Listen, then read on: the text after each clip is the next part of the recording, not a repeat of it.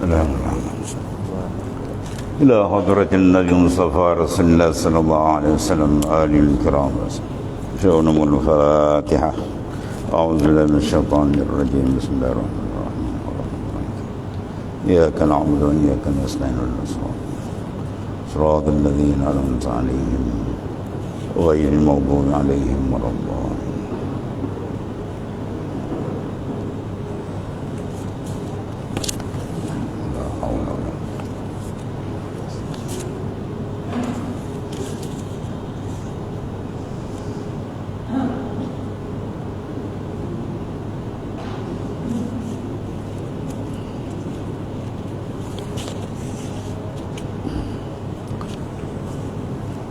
بسم الله الرحمن الرحيم.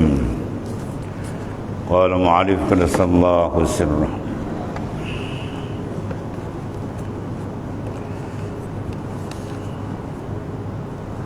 Seperti kata Hatimul A'sam, bermula orang berkata-kata kejahatan orang itu tiada agamanya. Mana orang yang mengambil perhatian kesalahan orang sedangkan kesalahan dia sendiri, ya, dia tidak mengambil perhatian, itu dipanggil orang yang tidak ada agama. Apa makna tak ada agama? Ya, maksudnya tidak sempurna agama. Bukan tak ada agama jadi kafir murtad, bukan itu. Mana kurang agama dia, maknanya nur Islam itu kurang. Bermula orang yang berkata-kata kejahatan orang itu tiada agamanya, dan orang yang ghaib itu tiada abid. Ini orang yang ghaib daripada pengetahuan, maknanya lenyap kosong hati dia daripada ilmu mengenali Allah Subhanahu Wa Taala, ilmu pengurusan ibadah kepada Allah, ilmu untuk mendekatkan diri Taala. Ghaib tak ada dalam diri, kosong. Ibadat, kalau kata Imam Syafi'i, ibarat jasad tidak ada ruh. Ya. Man fata ta'limal ilmi waqta syababih fakabbir alaihi arba'an liwafatih. Wallahi hayatul ilmi, wallahi hayatul fata bil ilmi wat tuqa idza lam yakuna la'tibari zati. Al-Imam Asy-Syafi'i radhiyallahu anhu bersumpah, wallahi, dia menyebut man fata ta'limal ilmi waqta syababi, barang siapa yang luput menimba ilmu Allah Ta'ala pada waktu hidup, pada waktu dia muda, maka fakabbir alaihi arba'an li wafati, engkau takbirkan dia 4 takbir. Ya, bermakna kau semayangkan mayat atas dia. Maksud dia, orang yang tidak memenuhi nur ilmu Allah Ta'ala dan dada dia ibadat mayat. Kalau binatang orang panggil bangkai begini. Ya, tak ada faedah di hidup atas dunia ni. Kalau orang tua kata kau mati lagi baik, itu bahasa orang tua lah, kau mati lagi baik. Memberatkan dunia macam. Dah Tuhan tak kenal, ibadat Tuhan pun tak tahu. Dia tahu makan tidur sama dalam kandang. Ya, Quran kata ulaika kal an'am bal hum adall. Ya, taraf dia macam kaki 4, lebih teruk daripada kaki 4. Ya, Imam Syafi'i pula kata fakabbir alaihi arba'an liwafatin, kau takbirkan dia 4 takbir dia. Wallahi hayatul fata bil ilmi wat tuqa, demi Allah Imam Syafi'i bersumpah, kehidupan pemuda itu bil ilmi wat tuqa, dengan berilmu dan bertakwa kepada Allah. Iza lam yakuna, bila dua ni tak ada dalam diri insan, maka la'tibari zati, tak ada apa faedah di hidup atau dunia. Ya, itu kata Imam Asy-Syafi'i radhiyallahu anhu. Maka di sini sama juga, dia menggaib, melenyapkan, ya, pengetahuan dengan Allah Ta'ala dalam kalbi dia. Tiada dibilangkan abid walaupun kuat ibadat. Ya.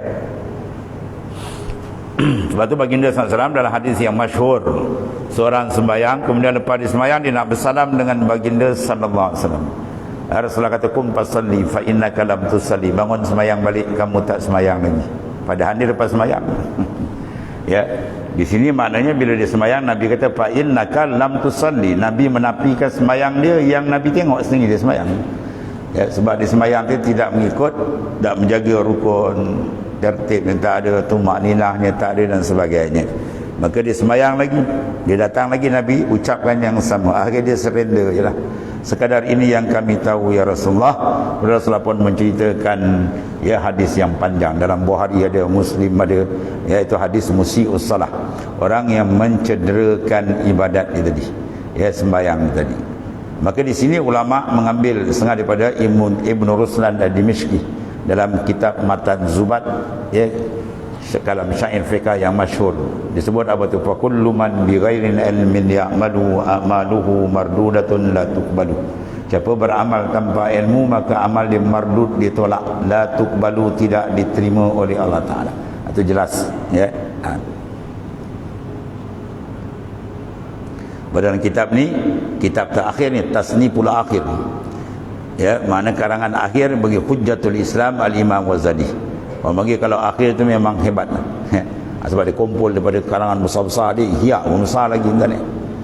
Maka di sini tu dia 7 akabah. Minhaj mana kurikulum. Minhajul Abidin mana kurikulum nak jadi abid. Nak jadi kita ni betul-betul hamba Tuhan yang diiktiraf oleh Allah Taala. Maka 7 ya tajuk dia kena selesai. 7 ranjau dia kena selesai. 7 akabah dia kena selesai. Akabah yang pertama Imam Ghazali letak pada kitab ni, akabatul ula wa hiya akabatul ilmi. Akabah yang pertama ialah akabah ilmu. Bermakna kalau seorang nak ibadat, dia tak nak belajar, dia kita zikir dia tak belajar, orang tu tidak diiktiraf oleh Allah Taala.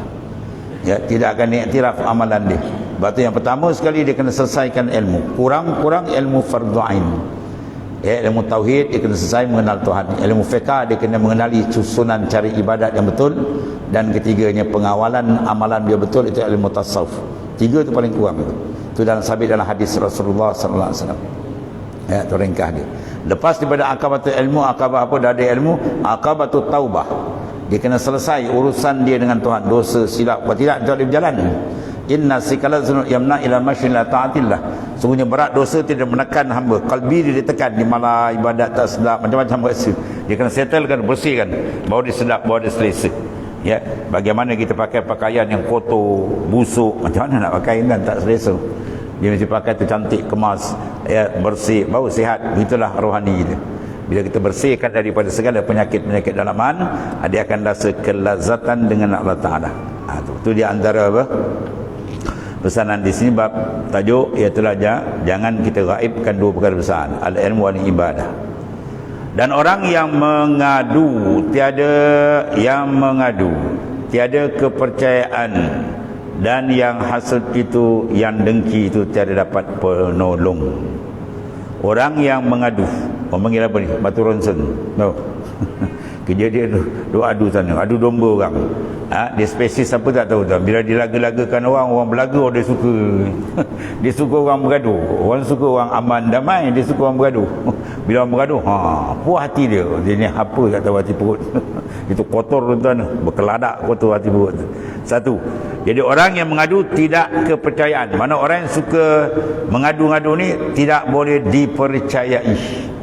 Ya, tergolong orang fasik, dia tak boleh percaya. Tak boleh pakai cakap dia. Satu. Dan kedua yang hasud. Ya, hasud. Kalau hasid berat dah tuan. Kalau hasud lagi berat. Hasud atau wazan fa'ulun. Mana yang lampau kuat hasad dengki. Ya. Hasad dengki ni dia punya amal semayang, puasa, haji, jihad, habis semua. Terbakar habis semua tu. Al-hasadu ya'kulul hasanat kama ta'kulun narul khatab. Al-hasadu ya'kulul hasanat. Hasad dengki ni dia makan segala hasanat tu. Kalau hasanatun satu kebajikan, ni jamak tu hasanat, segala kebajikan dimakan habis. Dan bandingan Rasulullah buat kama ta'kulun narul khatab, bagaimana api memakan kayu yang kering. Tonton bila tengok kebakaran besar, bukan kata pokok kering, pokok basah tu pun habis api bedan. Apatah lagi kalau kayu kering, memang tinggal habu je. Besok bimbang di akhirat, dia tengok amalan dia tak ada, habaan mansura, seperti habu yang berterbangan. Maka dia melaung di sana, tak ada faedah lagi dah. Ya, di akhirat dia melaung, besok amal kosong, mana haji, mana aku punya ibadat, mana dah habis. Sebab apa? Dia gagal mencabut bahaya besar dalam kalbi dia, ialah hasad dan dengki. Hasad dengki ni dia jadi biasanya profession dia sama kan. Kalau mengaji sama orang belajar, belajar sama belajar, guru sama guru, orang meniaga sama meniaga. Dia jarang orang laut hasad dengan orang darat, dia jarang. Dia sama-sama tu. Dia berniaga sendiri. Dia tengok kawan tu laku mula. Lepas tu jumpa sakai. Dia jumpa Tok Batin. Macam-macam tanah kubur. Orang Melayu dia pakar buat tu. Melayu jahiliah lah. Bukan Melayu mukmin betul. Dia ambil macam-macam. Jadi sebab apa kalau kita tengok dalam hadis ni. Dia panggil wajhut tanasuk. Wajah kemunasabahan kenapa amal dia semua habis terbakar. Besok akhirat dia merlaung baru dia tahu. Sebab apa? Baik, sekarang nikmat yang diberi pada seseorang yang dapat nikmat adalah dari mana? Nikmat dunia atau nikmat besar lagi, nikmat akhirat lagi besar, nikmat makrifat. Dari mana dia dapat? Daripada Al-Mun'im, pemberi nikmat. Huwallah. Bila dia hasad dengki, seolah-olah dia komen Tuhan. Kenapa beri nikmat kat dia? Macam tu lagi tu. Bila kita komen Tuhan, habis rosak habis kita. Putus alaqatul qalbi, gantungan kemesraan hati dengan Tuhan jadi rosak. Sebab apa? Asyik dimakan oleh hasad dengki. Bahaya ni. Sebab tu kalau kita lihat sifat-sifat yang terus membawa sampai kerosakan iman dan akidah adalah sifat dalam. Hasad sifat dalam. Siapa jadi rosak dengan hasad? Buka surah Baqarah. Gulungan ilmuwan dipanggil gulungan siapa? Ulama atau dipanggil ahli kitab. Sebab hasadan indihim, hasad yang tersemat dalam kalbi dia. Sebab tu ditutup ke segala sifat-sifat Rasulullah SAW yang termaktub dalam kitab mereka. Dia kata kalau aku isytiharkan Muhammad di Rasul, habis aku gitu. Pengaruh aku habis, orang mungkin bagi kat Muhammad, aku tinggal. Jadi apa? Dia mempertahankan perut dia ataupun nafsu dia daripada kebenaran yang sebenar. Ini punca hasad. Akhirnya diubah dalam kitab dia. Kitab Taurat apa semua diubah kedatangan Nabi akhir zaman. Sebab apa? Takut orang kenal Rasulullah SAW. Sebab tu kitab Al-Quran dia tak sama kitab lain tentang ni. Taurat antara serah Nabi Musa jaga, Injil Nabi Isa jaga, Zabur Nabi Daud jaga. Quran bukan Rasulullah jaga, Allah Ta'ala jaga. Wa innahu lahafizun, aku sendiri jaga. Tengok tu, beza.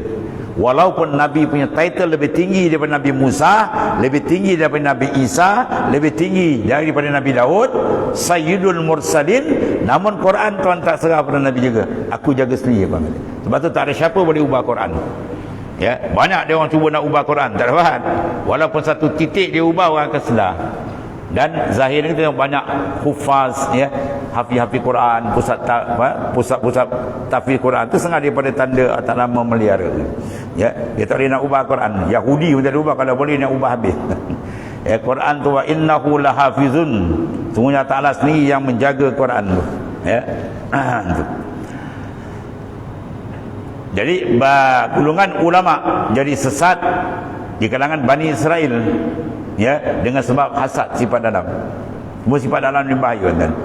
Tamak jadi kufur. Siapa dia? Qarun ni hafiz sebenarnya, dia apa Taurat.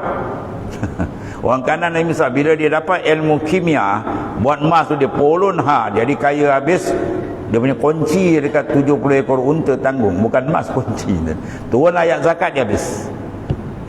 Tamak mempengaruhi jiwa dia. Dia kata, ya Musa, ini bukan ayat Tuhan, ini engkau dengki dengan aku. Habis. Terbalik habis. Kufur dia dengan Allah Ta'ala. Itu hasad. Semua sifat dalam. Kemudian sifat tamak. Takabur. Siapa jadi kufur dengan takabur? Sifat dalam. Iblis aba wastakbara wa kana minal kafirin. Dia takabur, rasa beri, ana khairun minhu, aku lebih baik daripada Adam dari tanah aku, dari api. Macam-macam lah cerita dia. Jadi mana semua sifat dalam. Sebab tu selamat insan pun sifat dalam. Qad aflahal mu'min, qad aflahan man zakkaha, qad aflaha man zakkaha. Confirm akan selamat siapa dia? Man zakkaha, orang yang menyuci dalaman dia, kalbi dia. Wa qad khaba man dassaha, dan kecelakaan orang yang mengotorkan dalaman, mana hati dan kalbi itu. Maka di sini setengah daripada disebutkan ialah hasad, dengki. Ini sifat-sifat yang sangat bahaya. Kalau silap-silap ulama Bani Israel tadi yang dikenal dengan ahli kitab, terbalik.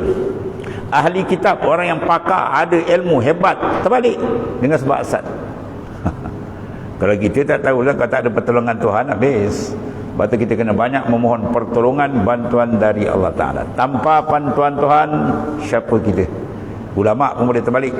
Ya, sebab dengan ilmu saya tak cukup, dengan amal saya tak cukup, melainkan dia betul-betul ikhlas kerana Allah Ta'ala, bersih hati dia, bahawa dia akan selamatkan. Habis. Kemudian kata Imam Ghazali, orang yang hasud, mana yang sangat-sangat menebal sifat hasad dengki dia, betapa dapat tercapai dengan murad. Macam mana dia nak mendapat akan murad, mana kehendak dia? Dia tak akan dapat, sebab hati dia asyik leka untuk membuat benda yang tidak elok kepada maksud mana orang yang dihasad. Ya. Kalau segi zahir ulama kata orang hasad ni bodoh, kan? Hasid dengan maksud. Maksud orang yang dihasad lena tidur, hasid yang hasad dia tak lena tidur. Dia tengok dapat nikmat lagi dia geram. Ya, dia tengok dapat nikmat lagi dia hasad, lagi dapat nikmat lagi dia geram. Ya. Jadi dia rosak. Maka jalan selamat, buang sifat hasad.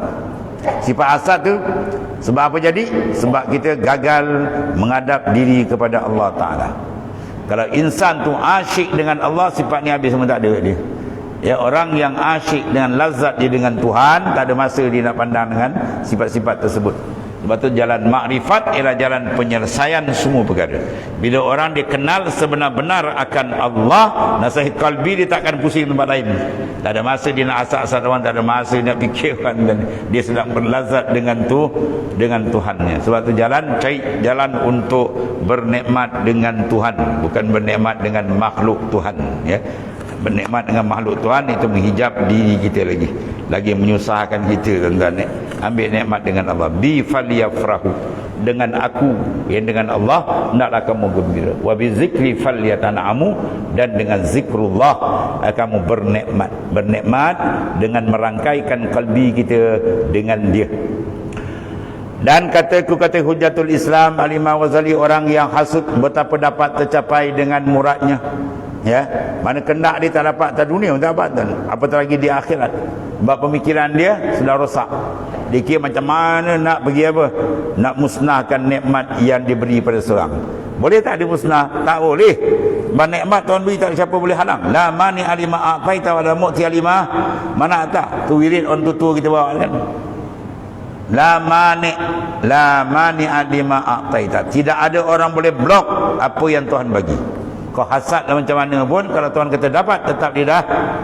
Wala mu'ti alima mana tak, dan tak akan dapat kalau Tuhan tak bagi. Bawa dalam jana, Tuhan blok dia habis. Ya, itu maknanya bila kita kenal Tuhan senang. Ya. Dan rugi masa-masa tadi sepatutnya dia makin membina takarrub pendekatan dengan Tuhan, tapi bila dibodohkan oleh nafsu dan syaitan, dia asyik melayan hasad dengki, habis hanyut begitu, dan dia mendapat murka daripada Allah Subhanahu Wa Taala. Hati dia makin hitam, makin hijab tebal. Aduh, sebab tu orang yang makrifat Tuhan, dia tak ada sifat dia buang. Maka jalan penyelesaian apa? Dampingkan diri dengan Allah. Itu jalan dia. Bila kita dapat pendampingan lazat dengan Tuhan, benda ni semua tak masuk dalam senarai hidup dia, tak masuk dalam diary hidup dia. Nak hasad orang, nak begitu, semua tak masuk ni. Ya, dan kerja tu pun kerja yang dimurkai oleh Allah Subhanahu Wa Taala. Dan menghilangkan nikmat Allah Taala daripada hamba-Nya, ya, tu perangai dia, dan muslimin, dan betapa ditolong, ya, betapa ditolong oleh Allah Ta'ala dalam keadaan dia adalah orang yang sangat dimurka Tuhan dan seterusnya. Dan mereka itu muslimun, hamba Allah Ta'ala, yang mukminun, orang yang beriman, ya. Sebab tu wajib bagi kita apa? Memasukkan kegembiraan dalam hati orang beriman, itu pahala besar. Dalam hadis, idkhalu syurur fil qalbil mu'min ibadatun, memasukkan kegembiraan dalam hati orang beriman itu ibadat paling besar. Sebab tu selawat tu besar, tak? Selawat tu mana kita masukkan kegembiraan kepada baginda SAW, ya. Kita selawat tu mana baginda suka kepada umat yang ingat pada dia. Tu pahala dia besar. Ni dia sibuk pula bukan masuk gembira. Dia nak cari macam mana nak kena bala orang ni. Biar ni kena bala, biar ni tak dapat nikmat. Seolah-olah nikmat dan dunia dia nak dia seorang. Itu jenis maknanya apa? Orang yang telah keracunan kalbi dia, ya. Maka oleh kerana tu, awas jangan terkena benda ni, kan.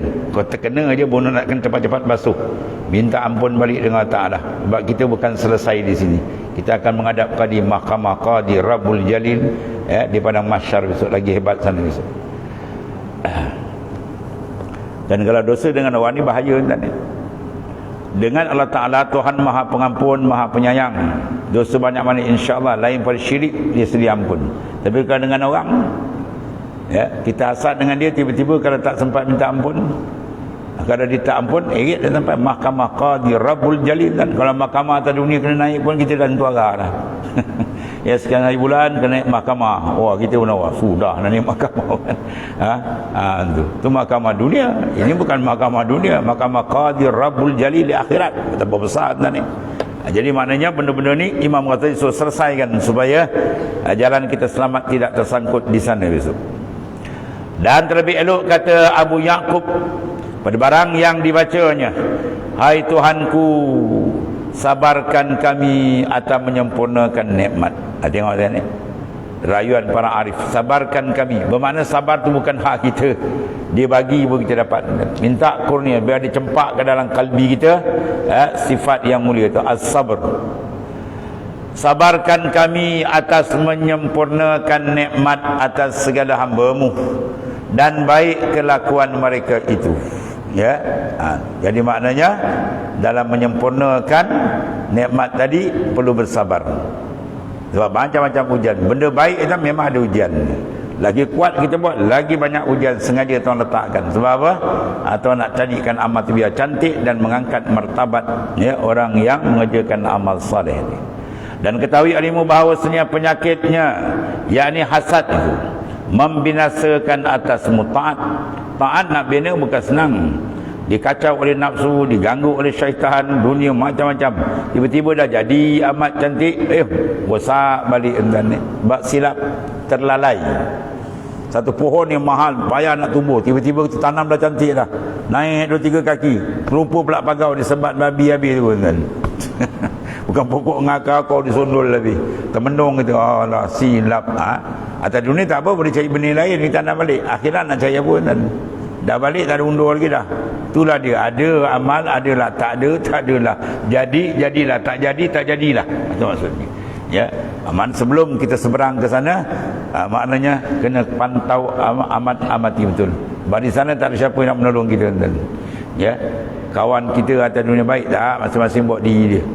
Yang menolong kita besok ialah Allah SWT dan orang yang beri izin, di antaranya Rasul, ya, sallallahu alaihi wasallam. Orang yang sepatutnya kita insan yang termulia, kita rapatkan diri dengan banyak berselawat dan mengikut akan sunnahnya. Dan ketahui alimu bahawa penyakit, yakni hasad, yang membinasakan atasmu taat dan membanyakkan atasmu syirik wal ayazabillah. Ya, kesyirikan amal akan berlaku daripada mana? Hasad. Ya, nampak tak tuan? Berlaku tak? Terang berlaku ni. Dia tak tahan hasad kan, dia tengok orang lagi dia hasad, lagi naik, akhirnya hilang pertimbangan, dia jumpa Tok Bongo. Ya, pergi jumpa kampung Inas, Kampung Inas, Negeri Sembilan Kampung Inas tu. Dalam tu ada Tok Batin, warna mata dia kilat. Kalau pergi tempat dia tu, katak gunung tu besar-besar tu ni, ada nama seorang-seorang. Bila meletup dia kata pum, perut orang sana pun meletup pum. Orang panggil apa tu? Busung. Dia tergamak pakai ilmu busung. Ya, dia pakai itu makna apa? Dia mensyirikkan Allah Subhanahu Wa Taala. Sihir. Habis. Kalau macam tu dia mati, kafir, kekal neraka tu. Dia tak sayangkan diri dia. Kononnya puas hati, puas nafsu, bukan puas hati. Nafsu dah kawal, dia habis. Hilang pertimbangan. Jumpa Tok Jakun tu macam-macam, dia main ubat yang bukan-bukan, sihir dia main, menyebabkan dia dilaknat oleh Allah Ta'ala. Boleh jadi syirik. Sebab tak tahan, diikut akan nafsu. Sebab apa ikut nafsu? Sebab nafsu mengawal dia. Sebab dia kurang mendampingkan betul diri dengan Tuhan, kurang kenal. Kalau dia makrifat dengan Tuhan, tak ada benda kan? Dia berlazat dengan Tuhan. Ini dia berlazat dengan nafsu. Bila nafsu tipu dia, nafsu akalkan dia, syaitan pun tipu dia, akhir sampai tersembam menjadi syirik dengan Allah wa'alaikumsalam. Dia banyak berlaku ni. Tu. Dan maksiatmu dan menegah daripadamu kesenangan diri. Orang kalau hasid, dia hasad, diri senang tak? Tak senang kan? Dia hasad pada orang tu, orang dia hasad makin senang, lagi dia geram.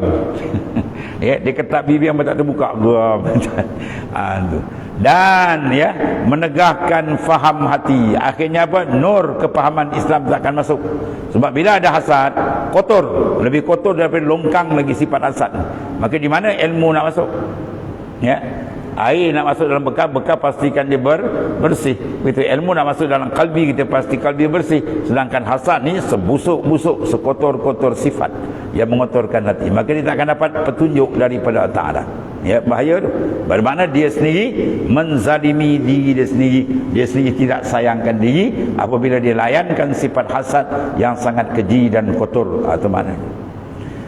Dan menegakkan faham hati, ya, dan petolong, dan dimenangkan atas seteru. Akhirnya syaitan nafsu mengawal dia dan dapat, ya, makna dengan yang dituntut. Maka apa penyakit yang ada sakit daripadanya, mana alangkah besarnya penyakit ni. Maka lazimkan olehmu dengan mengubatkan dirimu daripada yang demikian itu. Ya, kebanyakan kita kena ni. Kena tak sikit banyak kena. Dapat kalau dia bermusuh sikit, dia mula. Ya. Dia bermusuh je. Masa dia baik tak ada. Dia berkelahi je kat mula dah pum dia korek kawan gini-gini.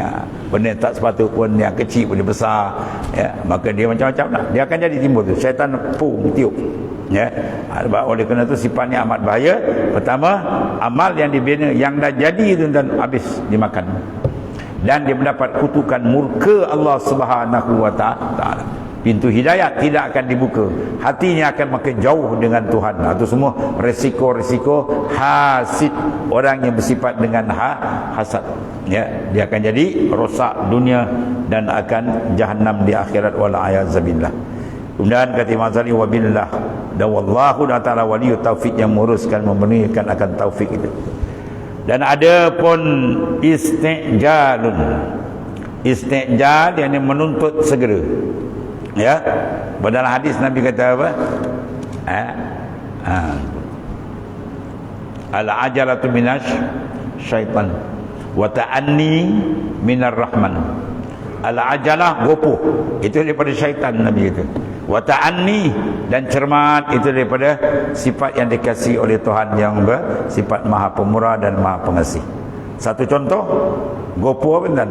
Gopoh nak mengambil kenikmatan sebenar, bukan di sini. La aish illa aishul akhirah. Tiada kehidupan sebenar melainkan di sana.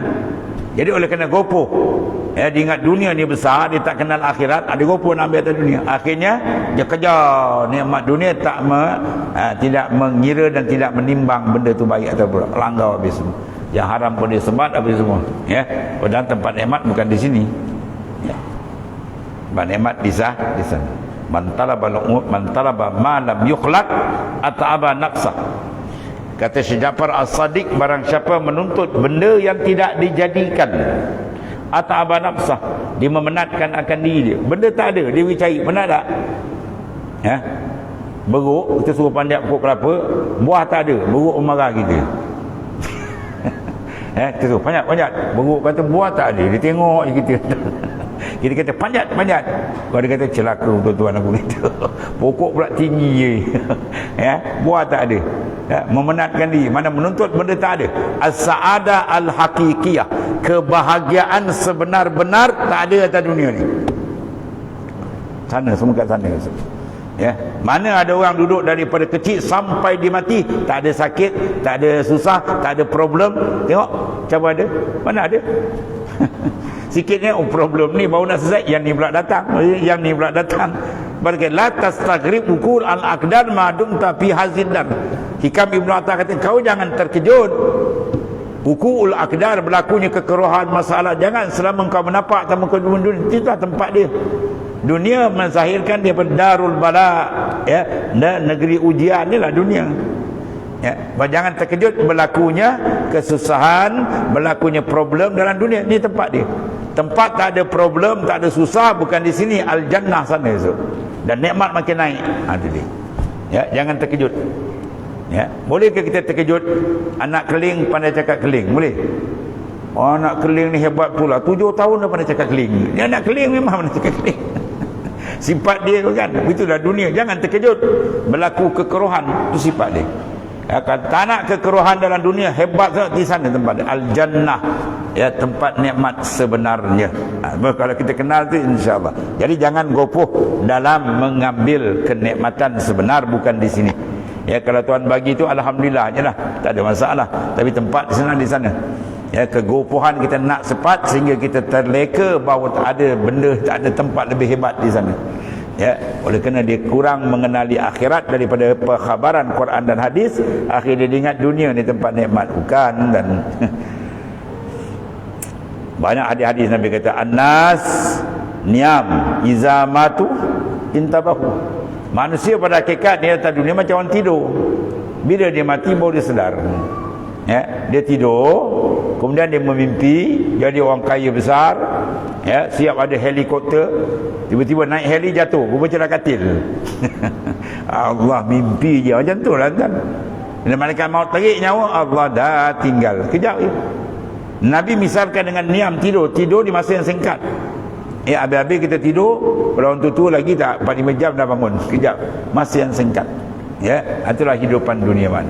Setengah ada Nabi misalkan kazil, macam bayang kita jalan tengah padang pasir, ada pokok, wah, tengah-tengah matahari sedap, duduk kejap lagi matahari pergi dah panas balik. Macam itulah dunia.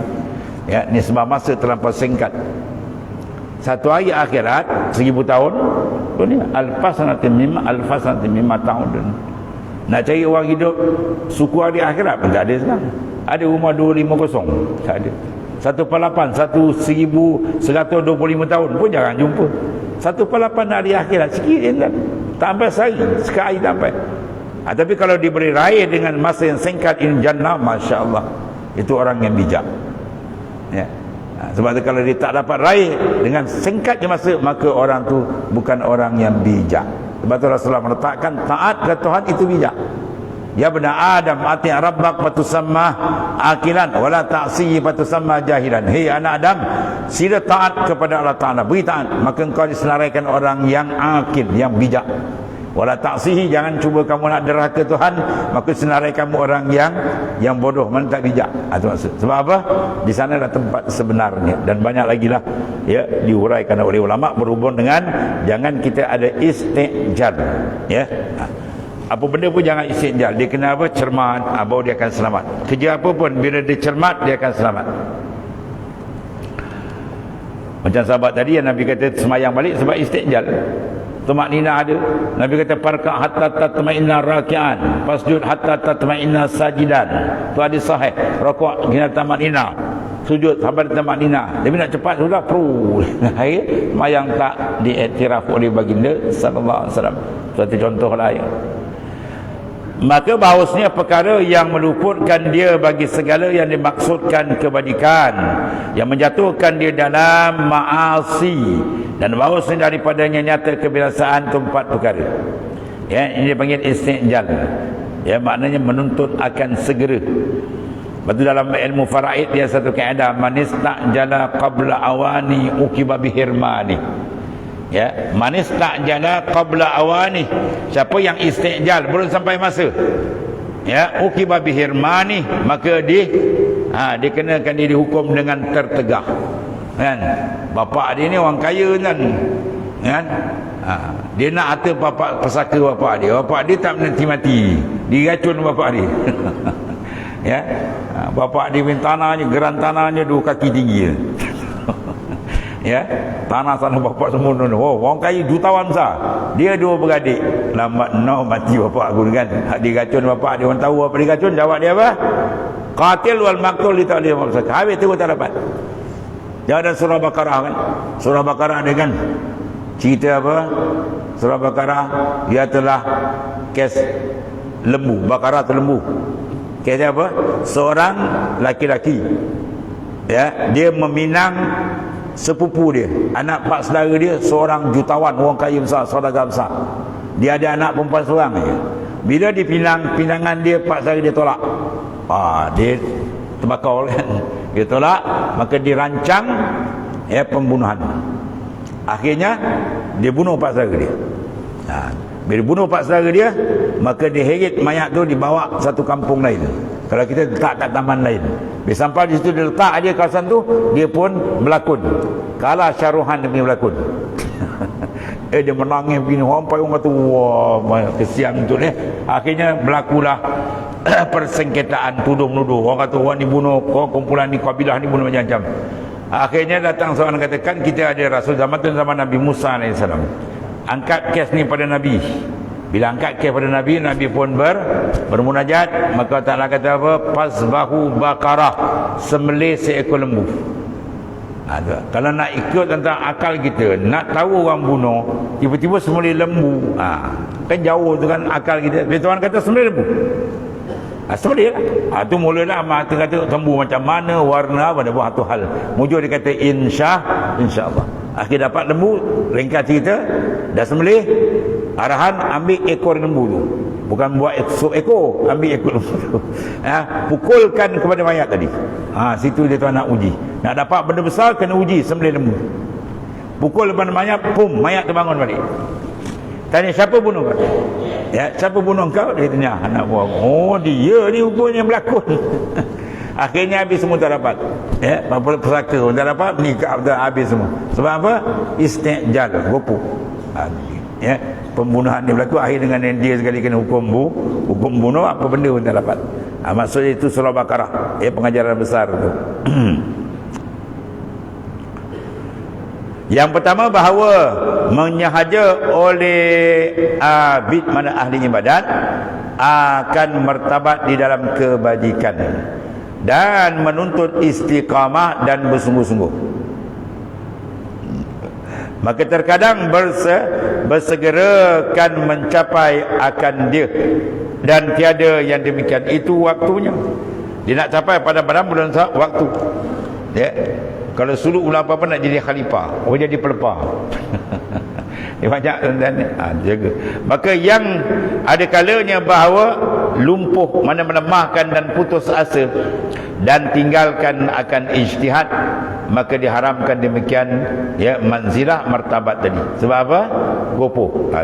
Dan ada kala bahawa menyungguh-nyungguh mereka dalam ijtihad dan memenatkan diri, maka putus daripada demikian manzilah itu dengan sebab gopoh, maka itu antara berlebih-lebih dan berkurang.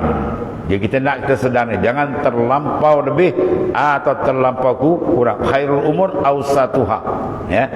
Yakni bersegera dan berlambatan. Antara segera sangat dengan berlambatan, tengah-tengah cantik. Daripada keduanya itu buah daripada segera. Jadi maknanya apa? Dia suruh kita apa perkara pun jangan ada istiqjal, gopoh. Dan sebenarnya diriwayatkan daripada Rasulullah sallallahu alaihi wasallam, innad dinana haza matin fa'awghil fihi birifq fa innal munbat la ardan qata'a wala zahran abqa.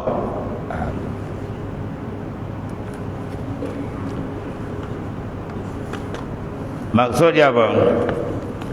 Satu lagi ni, bahawasanya agama kami itu teguh, yang kukuh, maka dalamkan olehmu di dalamnya dengan perlahan-lahan. Itu maksudnya. Kalau ilmu pun dia kira sikit-sikit, bukan nak terkejar terus jadi alim sah kan. Kena mengaji sikit, seperingkat. Beramal begitu juga, menyuci begitu juga, boleh sentap sekali agung kan ni. Tadrij, peringkat itu perlahan-lahan, dan lemah lembut, kena cermat. Maka bahawasanya sangat pelarikan kenderaan itu, tiada bumi diputuskan dan tiada belakang kenderaan tinggal. Kita nak lari cepat sangat, bumi mana bukan nak lari, tak habis jalan kita nak kejauh, itu maksudnya. Kita lari kereta kita laju-laju sampai 250 pun jalan tak habis dan kalau lagi ada je jalan, itu maksudnya tak habis. Maksudnya apa? Suruh kita apa? Bersederhana, jangan gopoh dalam semua perkara. Jangan gopoh, supaya dia sentiasa tenang, buat dengan pertengahan, mengikut syarat-syarat dia, maka insya-Allah dia akan sampai peringkat dia. Tapi kalau dia gopoh, banyak dia tersangkut di tengah jalan. Jadi gopoh tak gopoh tu ikut apa yang telah ditunjukkan oleh baginda sallallahu alaihi wasallam. Jangan gopoh ikut nafsu di belakang. Syekh orang dah azan tu mis semayang, yang gopo Syekh zuhur panjang, pukul 4 boleh semayang. Itu kan gopo, tu tak betul. Kan silap tafsir gopo kan. Tu imam tu Bilal bang orang jak semayang, jangan gopo sangat. Ni pukul 1, pukul 2.30 tu semayang kan. Jangan gopo. Itu silap tafsir. Ya, sebab awal waktu tu ada awal dia disuruh kita letak tempat dia, tu makna dia. Jangan letak ikut kadang-kadang dia belum lagi sampai kepada peringkat yang dikendaki. Maka dia bawa benda cara gopo, macam-macam masalah akan berlaku. Jadi oleh kerana tu yang pertama. Dan yang kedua, bahawa adalah bagi abid hajat, maka minta akan Allah Ta'ala padanya dan membanyakkan doanya dan bersungguh-sungguh. Maka terkadang disegerakan minta, diperkenankan padanya lain daripada waktu, maka tiada dapat akan dia, maka terpedaya dan puas, makna putus asa, maka tinggallah minta doa, maka diharamkan hajat dan makbulnya. Sebab kita jangan gopo dalam meminta. Minta, serah ke dia. Jangan ada dalam hati kita perasaan lambat. Jangan. Kita serah dia fil waqtil ladzi yurid, la fil waqtil ladzi turid. Kita berdoa serah pada waktu yang Tuhan kendak, bukan waktu yang kita kendak.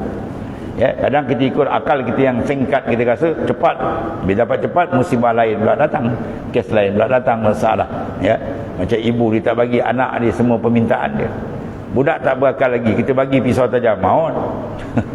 Dia nampak bapak dia sembelih lembu kan, dia nak main pisau tu, maut. Jangan bagi. Kita tak bagi itu sebab apa? Tak layak lagi, dia belum sampai masa. Kalau bagikan jadi benda lain, risiko-risiko besar berlaku. Begitulah makna. Oleh kerana kenipisan makrifat dengan Tuhan, kita minta nak jadi kaya jutawan besar. Kalau dapat kata aku masjid pun tak kenal lah. Dia dapat dia hanyut dan dia buat tak pandang. Banyak berlaku itu. Dia nakkan cepat, padahal benda itu belum lagi taraf untuk dia, maka mendatangkan risiko yang besar. Jadi maknanya kita nakkan biar tepat dengan masa ini. Dia berdoa pun kita serah kepada Allah Ta'ala, sebab Tuhan menerima doa tu macam cara. Ada kala dia takhir, ada kala dia cepat, ada kala ditukar, ada kala dielakkan musibah bala dan sebagainya. Yang penting kita doa kemudian serah. Itu adab. Jangan ada maknanya kita kata lambat, lama, atau jangan. Itu jahat adab dengan Allah Subhanahu wa Ta'ala. Dan ketiganya, wallah. Bismillahirrahmanirrahim. Alhamdulillah. Sayyidina Maulana Muhammadin ala Alhamdulillah. Subhanakallahumma